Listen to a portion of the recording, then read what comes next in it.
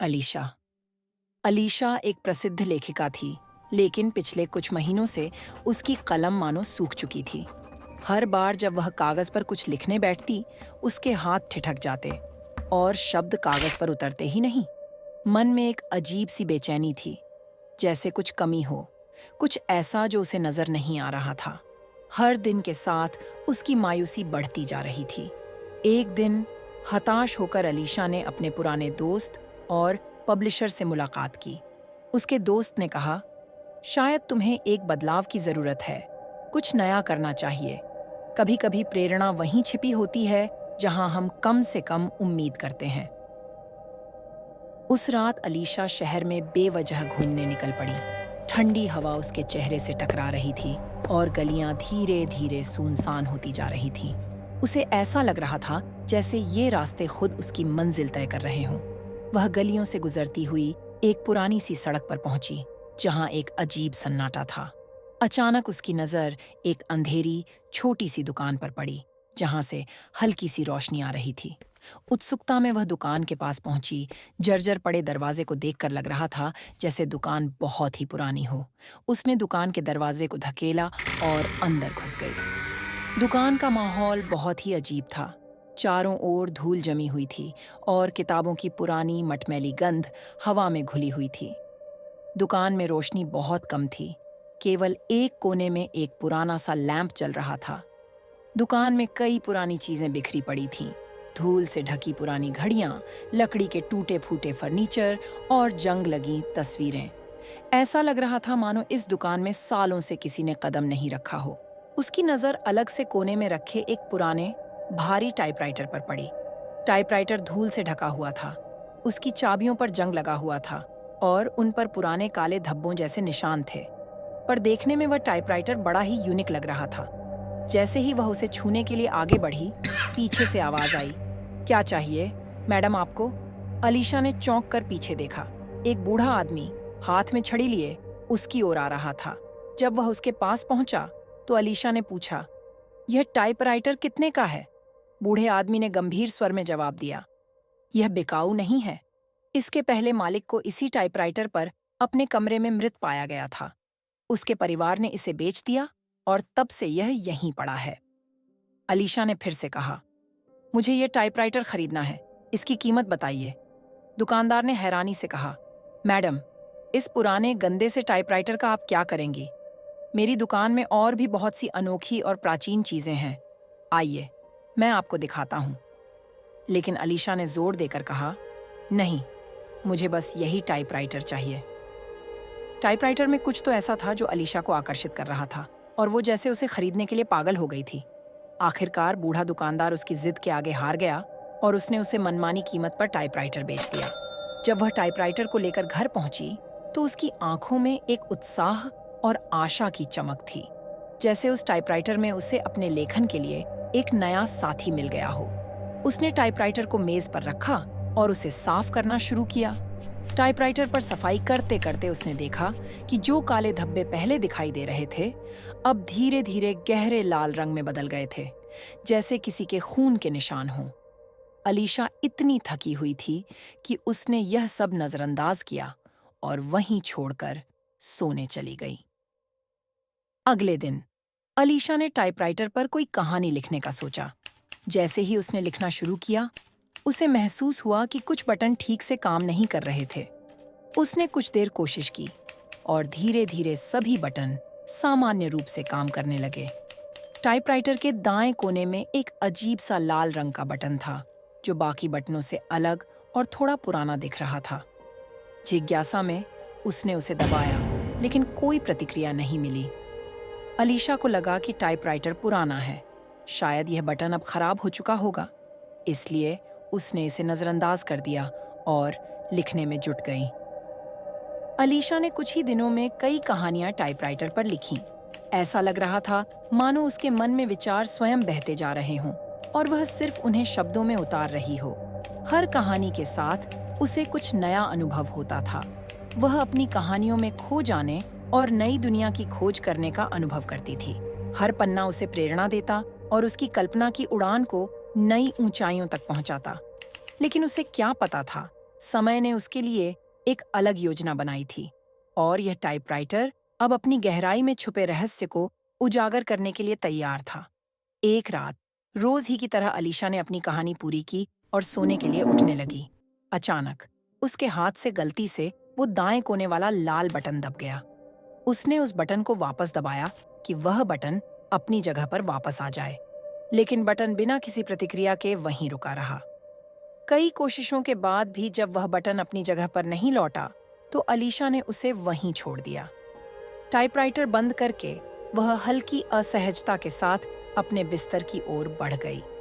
रात के गहरे सन्नाटे में अलीशा गहरी नींद में थी जब उसने एक अनोखा सपना देखा।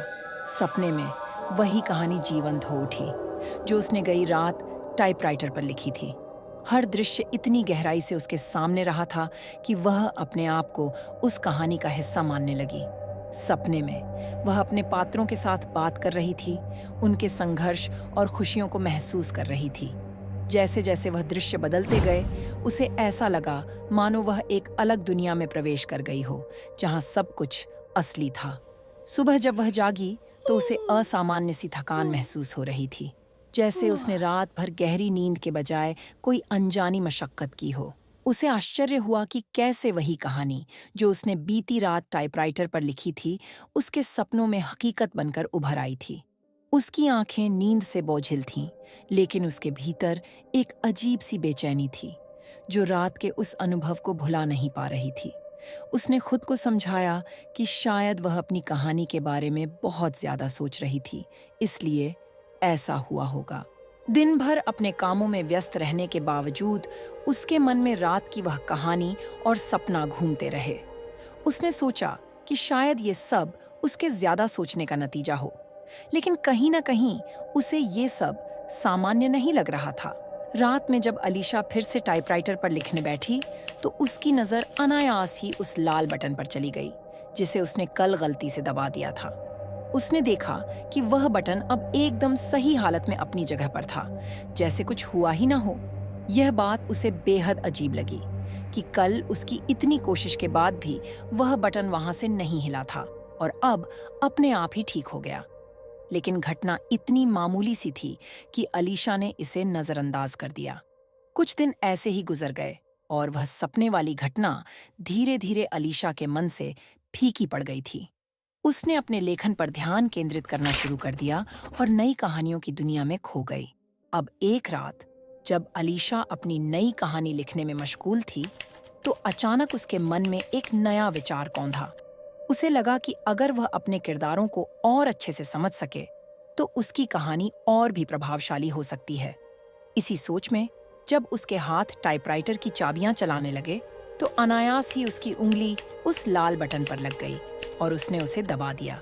यह बिल्कुल अनजाने में हुआ था, जैसे उसने बटन को अपनी कहानी के प्रवाह में शामिल कर लिया हो। इस बार बटन दबाने पर उसे अजीब सी भावना हुई, जैसे कुछ नया होने वाला है, लेकिन वो अपने विचारों में खोई रही, इस बार बिना किसी चिंता के। उस रात फिर से वही घटना घटी, लेकिन इस बार कहानी कुछ और ही थी। अलीशा जब सोई, तो उसने अपने सपने में एक नई दुनिया देखी, जहां नए किरदारों की कहानी जीवित हो रही थी। उन किरदारों की जिंदगियां, उनकी भावनाएं और संघर्ष उसके लिए बिल्कुल जीवंत थे। यह कहानी पहले से बिल्कुल अलग थी, लेकिन एक अजीब सी पहचान रखती थी। जब वह अपने सपने में खोई हुई थी, उसे महसूस हुआ कि ये तो वही कहानी है जो उसने पिछली रात पूरी की थी। जब अलीशा ने अगले दिन सुबह आंखें खोलीं, तो उसके मन में एक अजीब सी बेचैनी छाई हुई थी। वह रात की घटनाओं को भुला नहीं पा रही थी। कैसे उसकी कहानियां उसके सपनों में जीवित हो उठी थीं। यह अब कोई साधारण बात नहीं थी। हर एक दृश्य, हर एक किरदार जैसे उसके मन में गहरी छाप छोड़ गए थे। वह सोचने लगी कि क्या यह सिर्फ उसकी कल्पना थी या फिर कुछ और ही चल रहा था। सारा दिन अलीशा का दिमाग उन्हीं उलझनों में फंसा रहा। ऑफिस में भी उसका मन किसी काम में नहीं लगा। हर पल उसे वही सपने और कहानियां याद आ रही थीं, शाम को जब वह घर लौटी तो थकान और उलझन से चूर थी। उसने सोचा कि शायद लिखने से उसके मन को कुछ राहत मिले। लिखना हमेशा से उसके लिए एक तरह की शांति का जरिया रहा था, एक ऐसा पल जब वह अपनी दुनिया में खो जाती थी। उसने टाइपराइटर के सामने बैठकर कहानी शुरू करने का फैसला किया, उम्मीद करते हुए कि इससे उसके मन की उलझनें थोड़ी कम हो जाएंगी।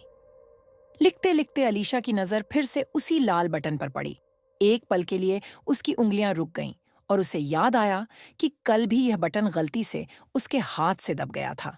लेकिन अब यह बटन अपनी सही जगह पर कैसे है? यह बात उसे बेहद अजीब लगी। अलीशा को ऐसा महसूस हुआ जैसे यह सब कुछ पहले भी हो चुका है। उसे ऐसा लगा जैसे समय फिर से वही घटना दोहरा रहा हो। उसे याद आया कि पिछली बार भी यह बटन दब गया था। उसी रात उसकी लिखी कहानी उसके सपनों में जिंदा हो उठी थी। वह थोड़ी देर के लिए गहरी सोच में पड़ गई। क्या यह महज एक इत्तेफाक था या फिर इस बटन के पीछे कुछ रहस्य छिपा था?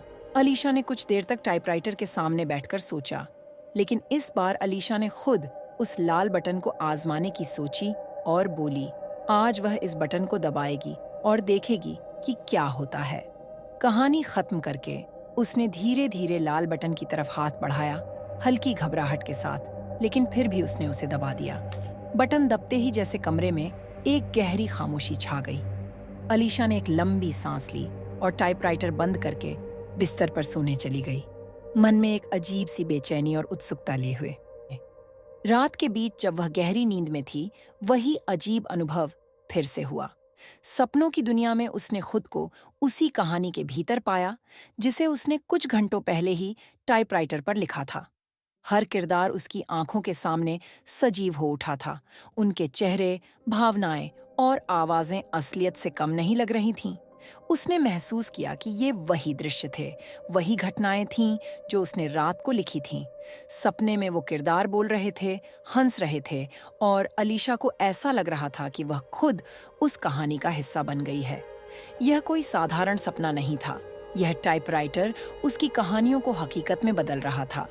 अगली सुबह अलीशा नींद से जागी तो उसका दिल जोर जोर से धड़क रहा था, जैसे वह किसी खौफनाक सच्चाई के करीब पहुंच गई हो। उसकी सांसें तेज थीं, माथे पर पसीने की बूंदें चमक रही थीं और उसकी आंखों में रात का सपना अब भी तैर रहा था। पूरे शरीर में एक अनजानी घबराहट दौड़ रही थी। वह बिस्तर से उठी और एक पल के लिए कमरे का जायजा लिया, जैसे यह तय करना चाहती हो कि सब कुछ असली ही है। लेकिन अब उसे कोई शक नहीं रहा। जो कुछ भी हो रहा था वह महज एक इत्तेफाक नहीं था। उसके सपनों का इस तरह जीवंत हो उठना और वह लाल बटन, सब कुछ उसी टाइपराइटर की वजह से था। उसकी नजर मेज पर पड़े टाइपराइटर पर जा टिकी, जो यूं तो धूल में लिपटा एक पुराना सा यंत्र दिखता था, मगर अब वह उसे किसी अजनबी, खतरनाक शक्ति से भरा हुआ लगने लगा था। अलीशा के मन में अब एक अजीब सी दहशत थी, लेकिन साथ ही एक रहस्यमयी आकर्षण भी। अलीशा अब हर रात टाइपराइटर पर एक नई कहानी लिखती और उसे अपने सपनों में जीने का आनंद लेती। उसकी कहानियों की तारीफ उसके ऑफिस के लोग भी करने लगे थे। वे हैरान थे कि उसकी कहानियां इतनी वास्तविक और जीवंत कैसे हो सकती हैं। अलीशा खुद भी इस नए अनुभव से अचंभित थी। अब वह हर रात सोने से पहले उत्सुकता से टाइपराइटर के पास बैठती और लिखने लगती, क्योंकि उसे पता था कि जो भी वह लिखेगी वह उसकी कल्पनाओं से निकलकर सपनों की दुनिया में सजीव हो जाएगा। असली और काल्पनिक दुनिया के बीच यह अनोखा अनुभव उसे किसी जादुई यात्रा जैसा महसूस होता था। एक रात अलीशा बहुत थकी हुई थी, लेकिन फिर भी उसने एक और कहानी लिखने का इरादा किया। टाइपराइटर उसके सामने था और वह कुछ देर लिखने के बाद थकान से झपकी लेने लगी। उसकी आंखें बंद होते होते गलती से उसका हाथ फिर से टाइपराइटर के उसी लाल बटन पर जा लगा, जो बार बार उसे सपनों में खींच रहा था। इस बार सपने में घुसते ही अलीशा को कुछ अलग महसूस हुआ। चारों ओर घना अंधकार था, कोई रंग नहीं, कोई आवाज नहीं, सब कुछ स्याह और डरावना लग रहा था। अलीशा को धीरे धीरे यह एहसास हुआ कि उसने जो कहानी लिखी थी वह अधूरी थी और अब वही अधूरी कहानी उसे इस अंधेरे में घसीट रही थी। हर कदम के साथ वह और गहरे अंधकार में डूबती जा रही थी। उसकी सांसें तेज हो गईं घबराहट उसके अंदर बढ़ने लगी। वह समझ नहीं पा रही थी कि इस घने अंधेरे से कैसे बाहर निकले। तभी उसके पैर किसी ठोस और भारी चीज से टकराए। उसने रुककर ध्यान से देखा। यह उसका अपना बिस्तर था।